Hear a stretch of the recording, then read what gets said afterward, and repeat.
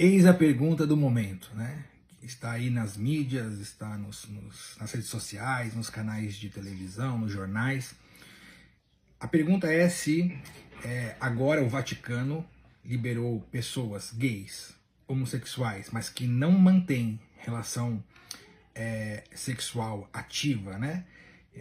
Eles podem, agora o Vaticano liberou para que estas pessoas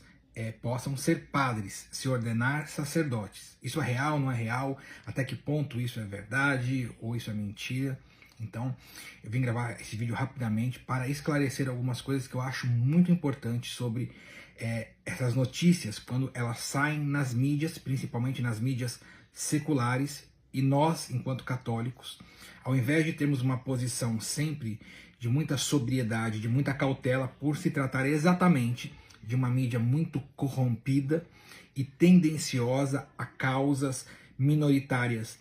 ideológicas, nós vamos atrás de todo este povo e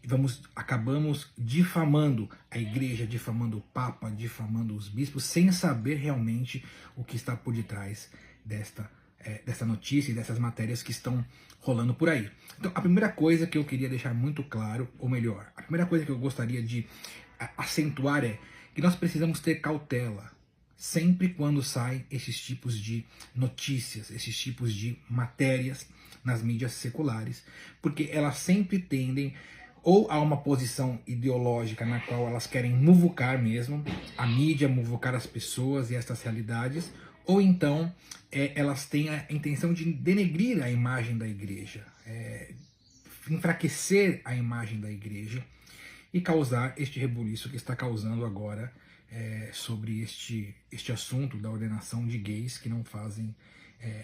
têm relação sexual ativa. Um outro ponto agora importante é que quando nós vemos essas matérias e quando eles dizem o Vaticano, o Papa, tudo isso, mais uma vez, entrem com um ponto de interrogação sobre essas realidades, porque em geral eles nem sabem a diferença de uma conferência episcopal para o Vaticano, para o Papa. Então, a respeito deste documento que saiu, não foi o Vaticano, não foi o Papa Francisco, foi a Conferência Episcopal Italiana que lançou um documento que eu vou deixar em algum lugar aí nas minhas redes sociais ou no meu blog, disponível para que vocês tenham acesso, sobre algumas orientações a respeito do sacerdócio, da ordenação sacerdotal, dos seminários e tudo mais. Vamos então agora aos fatos, se é real ou se não é real aquilo que a mídia está espalhando por aí. E eu já começo dizendo que isto não é verdade. Aquilo que a mídia, aquilo que as redes sociais, esses perfis ideológicos estão espalhando pela internet é uma grande mentira. O Vaticano não aprovou nada, o Papa Francisco não aprovou nada e também a Conferência Episcopal Italiana não aprovou nada de diferente daquilo que está já em outros documentos antigos a respeito da orientação formativa para aqueles que desejam iniciar a sua vida no seminário e depois se ordenar sacerdote dentro da Igreja Católica Apostólica Romana. Então eu quero ler somente este trecho, porque o documento é um documento longo, é um pouco extenso e eu acho que não convém para um vídeo nesse sentido. Mas eu quero frisar duas coisas importantes. Este documento que saiu agora, no dia 1º de janeiro, que foi publicado pela Conferência Episcopal Italiana e que tem por presidente o cardeal Matteo Zuppi, ele segue as mesmas regras e orientações, com pouquíssimas mudanças e não substancialmente em relação a esse ponto, daquilo que um documento já, aí sim, dito como orientações pelo Papa Bento XVI no ano de 2005 e depois por um documento também do Vaticano de 2016, falam sobre a questão da ordenação de pessoas homossexuais ou com tendências ao homossexualismo. Este documento agora publicado em janeiro pela Conferência Episcopal Italiana, ele manteve as mesmas orientações e regras nesse sentido e por isso esta mentira está sendo vazada aí, espalhada, uma grande fake news a respeito das orientações dizendo que o Papa e o Vaticano agora liberaram tudo isso. O ponto do documento é o número 44. E aqui eu vou repetir o que está no ponto aqui do documento 44, que segue as mesmas normas de 2016 e de 2005, de Bento XVI. Então preste bem atenção, porque isso é muito importante. O documento diz assim: em relação às pessoas com tendências homossexuais que se aproximam dos seminários ou que descobrem tal situação no decurso da formação, se descobrem homossexuais já no decurso da formação, em coerência com o próprio magistério, a Igreja, embora respeitando profundamente as pessoas em questão que se descobriram ou que se percebem homossexuais, respeitando as pessoas em questão, não pode admitir ao seminário, e às ordens sagradas aqueles que praticam a homossexualidade, aqueles que apresentam tendências homossexuais profundamente radicadas ou apoiam a chamada cultura gay. Essas pessoas encontram-se de fato numa situação que constitui um grave obstáculo a um correto relacionamento com homens e mulheres. Este trecho do documento, ele já é claríssimo em relação à posição da Igreja Católica Apostólica Romana em relação aos sacerdotes e ao período formativo dos seminaristas, dos candidatos às ordens sagradas. Repito para deixar bem claro, embora a Igreja respeite essas pessoas em questão, não pode admitir ao seminário e às ordens sagradas aqueles que praticam a homossexualidade ou que apresentam tendências homossexuais profundamente radicadas ou apoiam a chamada cultura gay. Pronto. Este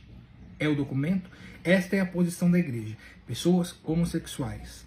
que praticam a homossexualidade, que têm relações homossexuais ou que apresentam tendências homossexuais profundamente radicadas ou ainda que apoiam